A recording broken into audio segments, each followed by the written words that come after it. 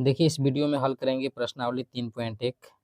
Question 1 है, एक अन्य व्यक्ति को आप अपने अध्ययन मेज पर रखे टेबल लैंप की स्थिति किस तरह बताएंगे। मतलब हमको बताना है कि जैसे कि टेबल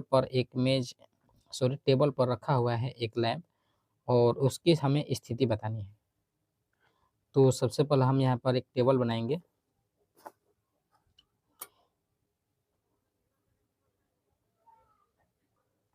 तो जैसे कि मान लीजिए ये एक हमारा टेबल है और इस टेबल पर हम यहाँ पर लैंप बना देते हैं। आप कहीं पर भी बना सकते हैं, कोई भी पॉइंट पर।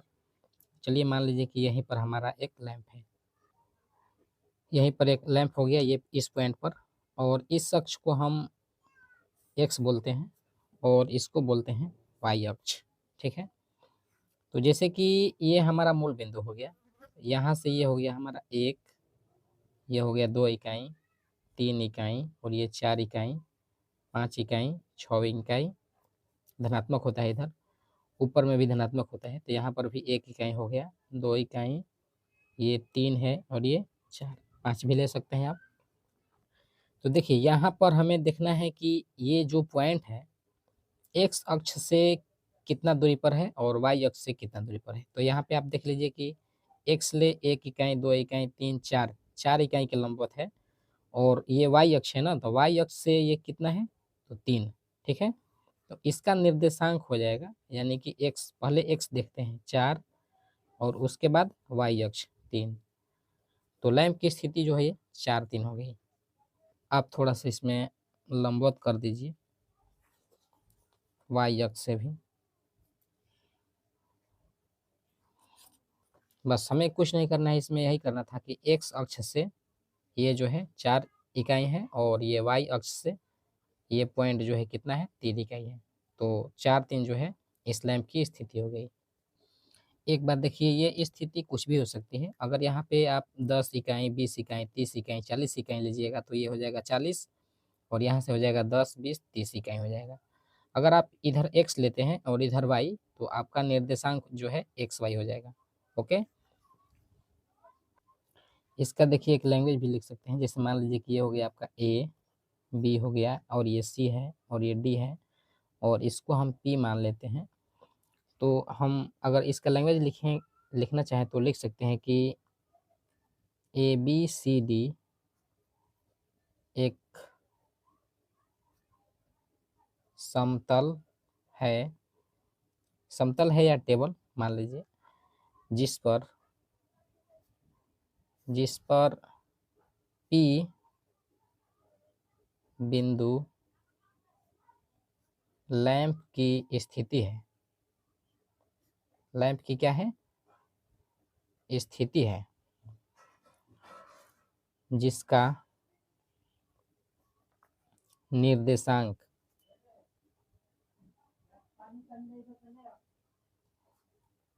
निर्देशांक एक्स वाई या 4, 3 है। कुछ नहीं करना है, हो गया आपका। अब देखेंगे क्वेश्चन नंबर 2। क्वेश्चन नंबर दूसरा देखिए, कह रहा है कि सड़क योजना है। एक नगर में 2 मुख्य सड़कें हैं। एक नगर में 2 मुख्य सड़क है जो नगर के केंद्र पर मिलती है। ये 2 सड़कें उत्तर दक्षिण की दिशा और पूर्व पश्चिम की दिशा में है, और नगर की अन्य सभी सड़कें इन मुख्य सड़कों के समांतर परस्पर 200 मीटर की दूरी पर है। प्रत्येक दिशा में लगभग 5 सड़कें हैं। प्रत्येक दिशा में 5 सड़कें। 1 सेंटीमीटर बराबर 200 मीटर का पैमाना लेकर नोटबुक पर इसका मॉडल बनाना है। तो आइए हम इसको हल करते हैं। बुक को हटाते हैं, ग्राफ पर हम यहाँ पर बनाएंगे।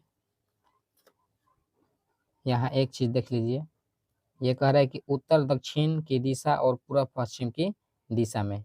ठीक है, कितनी सड़कें हैं, तो 5 सड़कें हैं, 5 सड़कें, और 1 सेंटीमीटर बराबर 200 मीटर है। तो हम उत्तर दक्षिण दिशा में बनाएंगे 200 मीटर की दूरी मतलब कि लेकर के 1 सेंटीमीटर के मानकर, और 5 सड़कें बनाते हैं।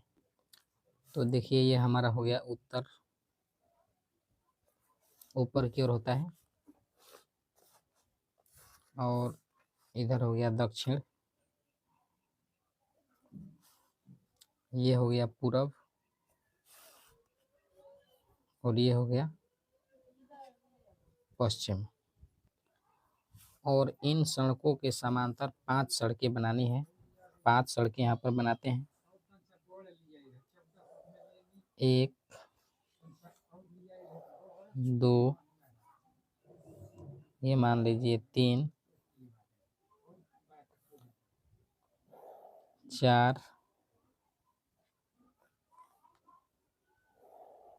5 और इधर भी बना लेते हैं हम 5 सड़कें। ये छोड़िए इधर। 1 2 3 4 5 इधर हम लिख देंगे यहाँ से। चलिए यहाँ लिखते हैं मार्ग 1, मार्ग 2, मार्ग 3, मार्ग 4, मार्ग 5।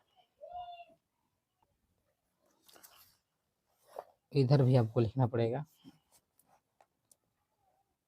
मार्ग 1, मार्ग 2, मार्ग 3, मार्ग 4, मार्ग 5।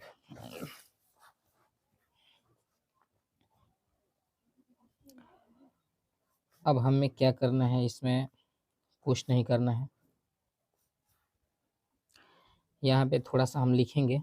चलिए लिख लेते हैं। यहाँ पर लिखेंगे 1 सेंटीमीटर बराबर 200 मीटर। ठीक है, यानी कि ये जो हमारा है 1 सेंटीमीटर है लगभग, मान लीजिए ये 200 मीटर के बराबर है। और उत्तर दक्षिण और पूर्व पश्चिम के समांतर हमने 5 सड़कें बनाई है, जो कि ये देखिए पूर्व पश्चिम के समांतर है। ये 5 सड़कें मार्ग 1 2 3 4 5। और यहाँ पे देखिए उत्तर और दक्षिण के समांतर जो है मार्ग 1 मार्ग 2 मार्ग 3 मार्ग 4 मार्ग 5। आपको इसी तरीके से बना लेना है और कुछ नहीं करना है। इसके आगे देखिए थोड़ा सा हम क्वेश्चन को देखते हैं आगे क्या कर रहा है। देखिए हमने इतना काम कर लिया है कि नगर में 2 मुख्य सड़कें हैं, जो कि एक ये वाला है और एक ये वाला। और यहाँ पे कह रहा है कि जो उत्तर दक्षिण और पूर्व पश्चिम की दिशा में है 200 मीटर की दूरी पर 1 सेंटीमीटर बराबर 200 मीटर नोटबुक पर। इसका मॉडल हमने तैयार कर लिया है। अब इसके अगला पेज में देखते हैं। देखिए यहाँ पे कह रहा है कि कितनी क्रॉस स्ट्रीटें को 4 3 माना जा सकता है। और दूसरा में है कि कितनी क्रॉस स्ट्रीटों को 3 4 माना जा सकता है। तो देखिए इसको हम समझाते हैं आपको। 4 3 और 3 4 क्या है। देखिए यहाँ से अगर बात करें तो ये हो गया आपका 1 2 3 4 5। और यहाँ से भी ले लीजिए 1 2 3 4 5। देखिए पहला में क्या कह रहा था, कितनी क्रॉस स्ट्रीटों को 4 3 माना जा सकता है। तो 4 3 कह रहा है, तो 1 2 3 4। ठीक है, इसके समांतर पहले लेंगे 4 और इसके समांतर 3 1 2 3। तो देखिए 4 और 3 यही एक जो पॉइंट है हमारा, इसी एक ही पॉइंट को हम मान सकते हैं 4 और 3। और फिर कह रहा है कि दूसरा वाला में 3 4 कह रहा था। तो यहाँ से 1 2 3 और यहाँ पर एक है ये 4।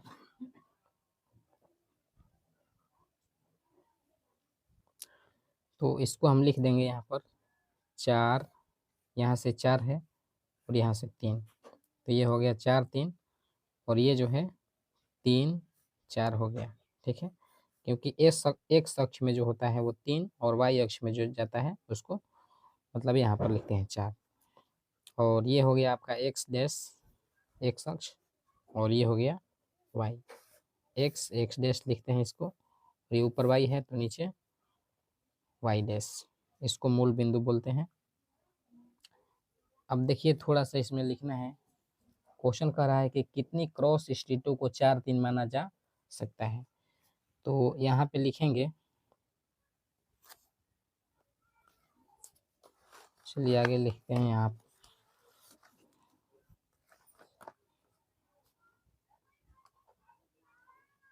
सिर्फ एक क्रॉस स्ट्रीट को 4-3 माना जा सकता है। ये हो गया आपका 1 का, और इसी में 2 है दूसरा, तो दूसरा भी वही लिखेंगे। सिर्फ एक क्रॉस स्ट्रीट को 3-4 माना जा सकता है। और ये हो गया आपका क्वेश्चन का सॉल्यूशन, क्वेश्चन नंबर दूसरा का। आपको ये वीडियो कैसी लगी आप हमें कमेंट में ज़रूर बताएं।